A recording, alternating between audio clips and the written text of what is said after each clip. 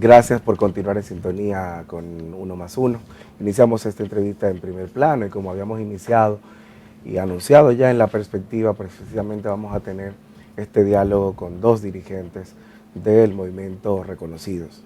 Ellos son dominicanos y dominicanas de ascendencia haitiana y desde ese marco vienen a conversar con nosotros sobre lo que ha ocurrido a casi 10 años de esa sentencia que les quitó la nacionalidad a muchos. Hablamos de Neltania Bernat y de Franklin Dinoy, integrantes de este movimiento. Buen día, Franklin. Buen día, Neltania. Bienvenido. Muchísimas gracias por acogernos en este espacio.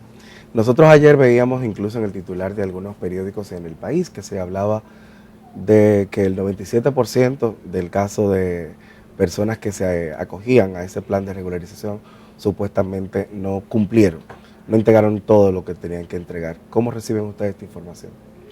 Como desafortunadas. O sea, a 10 años después de emitida la sentencia, que los afectados no hayan recuperado su nacionalidad, es algo lamentable. En primer lugar, que 9 años después de la implementación de la ley, el ministerio salga con esta noticia de que el 97% de las personas no cumplieron con los requisitos, indica la mala fe del ministerio de que las personas pudieran recuperar su nacionalidad. En primer lugar, ¿en qué momento se les notificó a estas personas que su proceso no había sido acogido? En ningún momento el ministerio le informó a estas personas que su expediente habían sido cuestionados. Entonces, decir ahora, 3 años después de que el actual ministro haya asumido el cargo, que el 97% de las personas que se inscribieron en ese proceso no cumplieron con los requisitos, indica que ellos no tenían la voluntad de hacer nada con ese expediente que ellos recibieron. O sea, recibieron un proceso y lo dejaron como lo encontraron, estancado. Con todo el tema de la pandemia, se cerraron las oficinas, esos procesos quedaron estancado, no se le dio seguimiento y el ministerio recibió esos casos y nunca le dieron seguimiento a esos casos. Y que 3 años después de él asumido el cargo, decir que no le dieron seguimiento porque entendieron que estas personas no cumplieron con los requisitos, indica que no querían que las personas se beneficiaran de la ley y que pudieran acogerse. Pero durante esos 3 años el movimiento reconocido ha acompañado a diferentes jóvenes a esas instancias y la respuesta ha sido que este proceso está cerrado, que no hay canales de solución. En ningún momento se les dijo, miren, ustedes no cumplieron con los requisitos y por esta razón no se le puede entregar una documentación. O tal vez pedírselo y ver cuáles de esos requisitos en ese momento eran subsanables.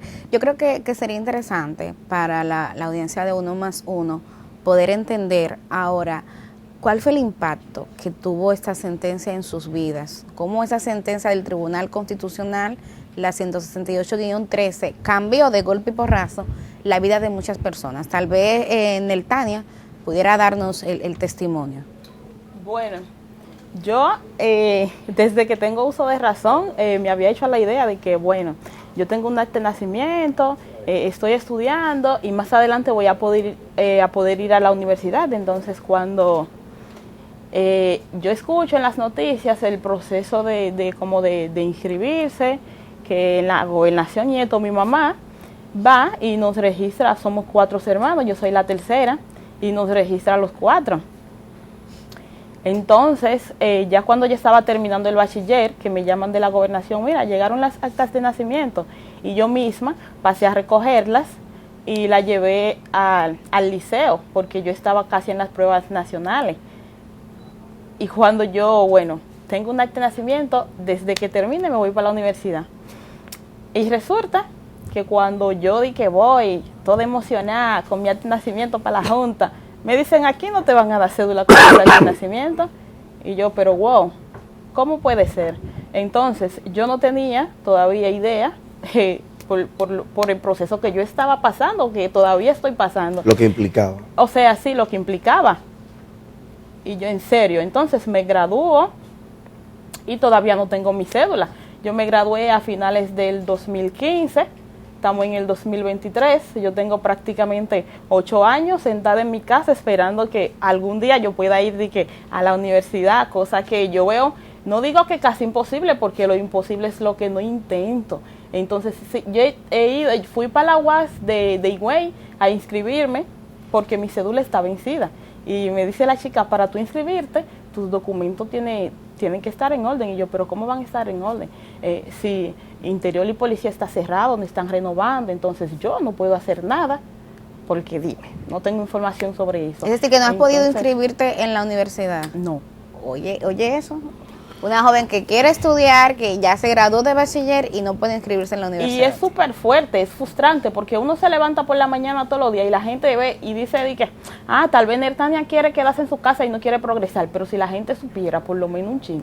Ok, dicen que Infotec da curso gratis y eso y que lo otro. Yo fui a Infotec hace un año a inscribirme en un curso y todavía yo estoy esperando que me llamen, porque mi cédula está vencida. Entonces, ustedes editaron una publicación que se llamaba Vidas Suspendidas, que recoge un poco, ¿no?, historias de vida vinculadas con eso.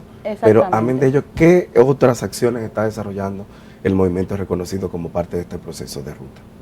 Bueno, el movimiento reconocido ha continuado empoderando a la población afectada, entendiendo que tienen que hacer valer sus voces.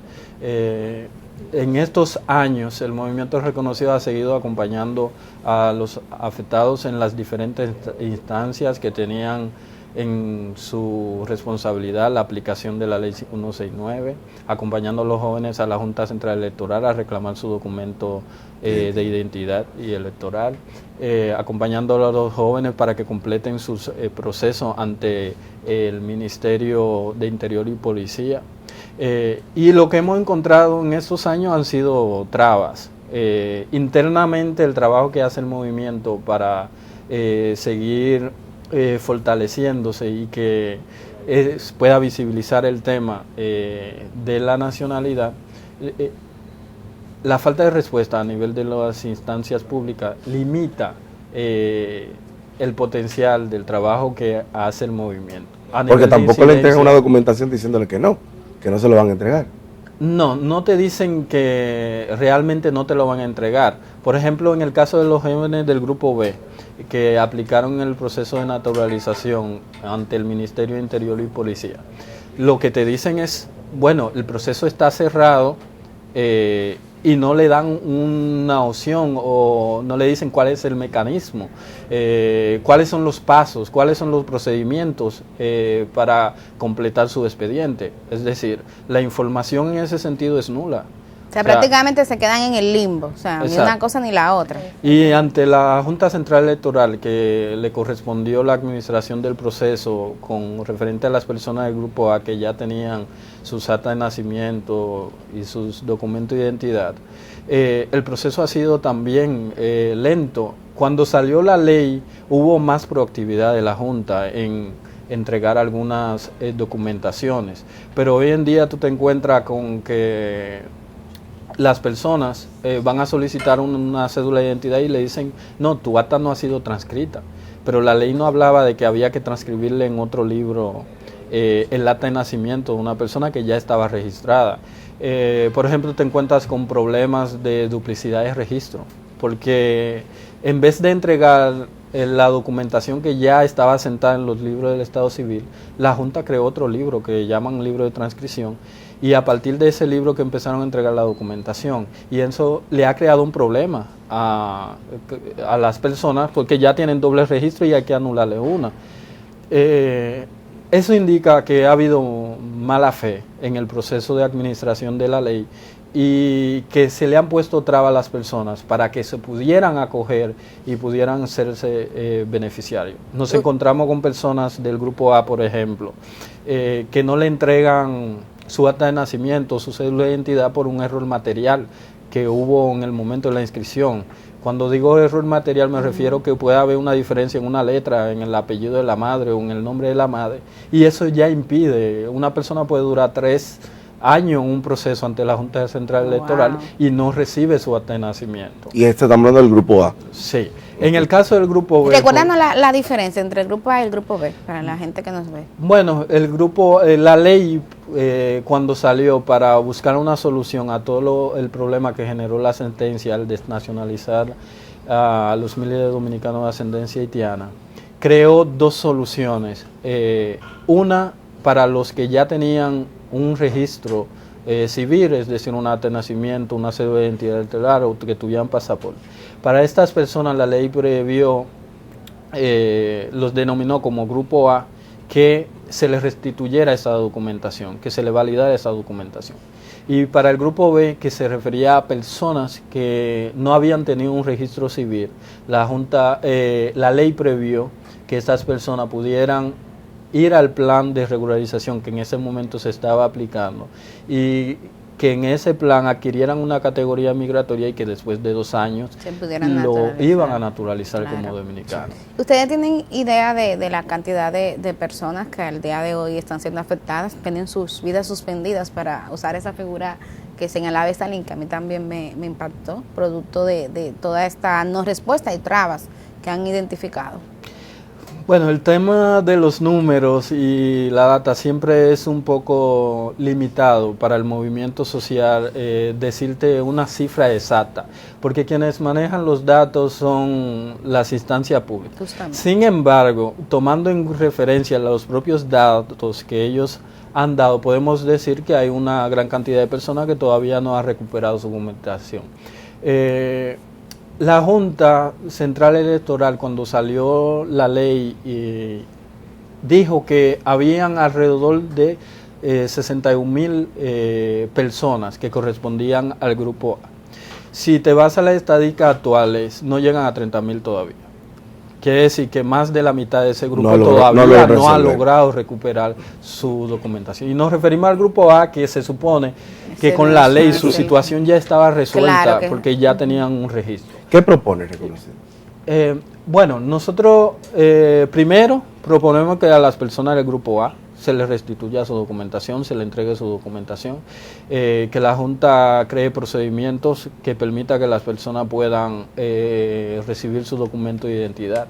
En el caso de las personas del grupo B, exigimos que se cumpla lo que se prometió, la promesa que se le hizo a esas personas con la ley 169, es decir, que se le entregue la documentación que se le había prometido que le iban a dar. El proceso actualmente, tenemos un grupo de personas que tienen su documentación vencida.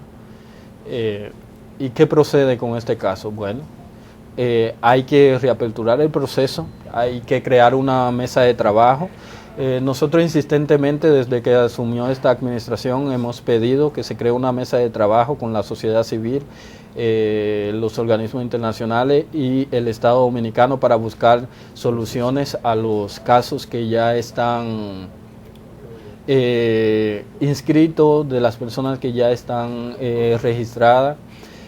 Hemos solicitado que para las personas que no pudieron acogerse al proceso, que se les reconozca el derecho que tienen a la nacionalidad dominicana. En ese sentido, yo pienso que si el Estado está en la disposición de resolver este problema, una de las primeras cosas que debería hacer es reconocer que estas personas nacieron aquí y que tienen un derecho que debe ser reconocido y que deben acreditarle su documentación. Y en el caso de la política migratoria, porque tú señalas la Junta Central Electoral, pero la Junta Central Electoral no define la política migratoria, aplica lo que de ella se deriva.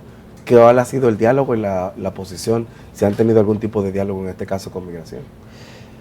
Bueno, con el Ministerio de Interior y Policía hemos tratado de tener cierto tipo de acercamiento que permita que los casos de las personas del grupo B que se acogieron a esa ley se le puedan dar salida. Porque estos casos están estancados en el ministerio, esos expedientes. Por ejemplo, te encuentras un caso de personas, por ejemplo, que al momento de su inscripción sus padres habían fallecido, que se inscribieron con una defunción y que su caso no ha podido progresar porque sus padres en ese momento estaban fallecidos. Es decir, casos como esos, que se le puede buscar una salida, necesita que el ministerio tenga una actitud frente a esto. ¿Y cuál ha sido la respuesta que se les ha dado del Ministerio de Interior y Policía? Yo recuerdo que en un momento, casi al inicio de gestión, el ministerio había dicho que había estado librando un proceso de auditoría de este proceso, y de este proceso de auditoría salen datos como lo que refería Stalin, pero al día de hoy, o sea, ¿cuál es la respuesta que le da el Ministerio de Interior y Policía a ustedes? Bueno, a los diferentes jóvenes que hemos acompañado al Ministerio de Interior y Policía, la respuesta ha sido que el proceso está cerrado, que ese mecanismo está cerrado. Es decir, actualmente no hay un mecanismo abierto en el cual una persona que tiene su residencia vencida que pueda renovar esa residencia. No hay un canal de diálogo en el cual se puedan abordar esas soluciones. Por eso entendemos que es importante que se pueda establecer una mesa de diálogo y de trabajo que permita ver los diferentes problemas que tienen cada uno de esos casos. Y te referías más al tema de por qué hablamos mucho de la Junta, ¿ves? Porque somos dominicanos. Entonces, al ser dominicanos, no tenemos que ver con la política migratoria. El hecho de que se haya tergiversado esta problemática y que se haya dado un tratamiento extranjero a una parte de nuestra población no indica que seamos extranjeros, y por lo tanto la solución a nuestro problema tiene que ser en el marco de la nacionalidad. ¿Y qué pasa cuando uno o una de estos jóvenes se encuentra con oficiales de migración? Y lo pregunto porque recibimos noticias de manera recurrente de estos operativos. Ahora hay un director más o menos nuevo y ha arreciado una política de deportación masiva. Entonces quiero saber si dentro de las consecuencias que tiene este proceso en su vida, también hay jóvenes que han tenido que exponerse a ese tipo de operativos. Bueno, sí. Por ejemplo, los que tienen la cédula vencida, o sea, esa gente de migración no preguntan por documentos, nada más te ven en la calle y por ser negro te agarran. Y si tú le presentas el documento y ven que están vencidos, a ellos no les importa. Como quiera dicen que eso no sirve, pero si no sirve, yo no sé hacer cédula. Yo el año pasado, a principios, yo tenía una actividad aquí en la capital y en el puente Juan Carlos se montaron en la guagua y yo me lo encontré. Entonces, porque yo siempre me hago trenzas, yo soy negra, entonces uno se monta la guagua y me habla en creol y me dice de que, madame, y yo le pregunto, ¿qué pasó? Que yo tenga trenzas y sea negra no quiere decir que yo sea haitiana. O sea, yo sí soy dominicana de ascendencia haitiana. Yo no niego mi descendencia. Mis padres son de Haití, yo no estoy negando mi raíz. Pero eso no me hace ser una mujer haitiana. Yo soy una mujer negra, dominicana de ascendencia haitiana. Pero sí, es un riesgo que corremos nosotros, los dominicanos de ascendencia haitiana, cuando salimos a la calle. Porque migración sí nos para, aún con los documentos vencidos. Bueno, terrible. Bueno. Hay que, yo creo que secundar este llamado que hace el movimiento reconocido a las autoridades dominicanas, en este caso al Ministerio de Interior y Policía, porque efectivamente, o sea, si están en esa condición, necesitan tener una respuesta del Estado dominicano que vaya más allá de que ese proceso se... Además, no hay mejor forma de buscar de entender que si realmente el Estado dominicano tiene la intención de organizar y de regular, como todo Estado tiene derecho a hacer, el tema migratorio, tiene que hacerlo en condiciones de respeto a los derechos humanos.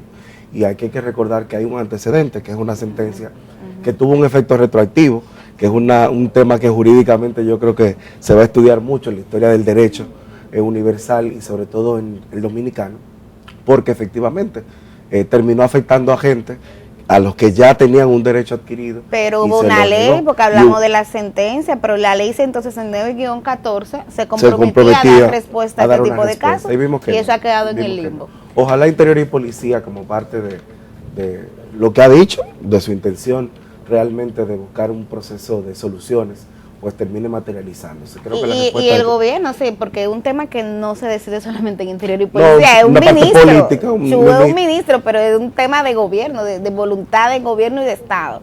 Así que atención también al presidente Luis Abinader. Gracias a ustedes, cuenten siempre con Uno Más Uno para difundir estas ideas. Esperamos que realmente las autoridades dominicanas tomen las cartas que tienen que tomar. Es difícil en un contexto político como este, pero al Estado le toca buscar una solución. Y así siempre tenemos las puertas abiertas para ello. Vámonos a una pausa, de regreso seguimos con Uno Más Uno.